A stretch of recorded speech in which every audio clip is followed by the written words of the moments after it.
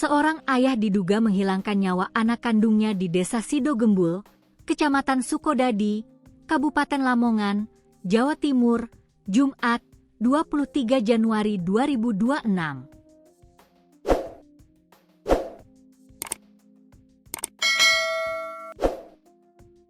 Kapolsek Sukodadi Ibtu M. Sokep mengatakan, pihaknya menerima laporan mengenai kejadian tersebut sekitar pukul 6.30 waktu Indonesia Barat. Korban diketahui berinisial Su, 56, yang merupakan seorang guru, sedangkan pelaku berinisial Sa, 77. Sepulang dari berbelanja di pasar, istrinya mengetahui korban tidur di kursi ruang tengah dengan kepala ditutup bantal, ujar Sokep saat dihubungi Jumat. Mengetahui kondisi tersebut, lanjut Sokep, istri korban membuka bantal yang menutupi bagian kepala suaminya. Istri korban mendapati bagian kepala korban sudah penuh luka. Ia pun meminta bantuan kepada tetangga rumah yang bersebelahan.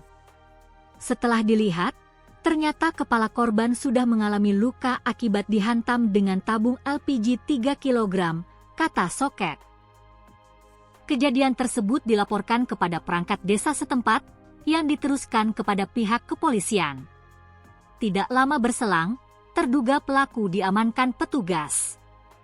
Korban lantas dievakuasi menuju Rumah Sakit Umum Daerah, RSUD, Dr. Sugiri Lamongan untuk kepentingan medis dan juga penyelidikan lebih lanjut. Pelaku sudah kami limpahkan ke Satuan Reskrim Polres Lamongan untuk proses lebih lanjut, ucapnya. Sokep menambahkan, hubungan antara pelaku dan korban adalah anak kandung dan tunggal. Polisi masih mendalami motif dari kejadian tersebut. Sejumlah barang bukti sudah diamankan.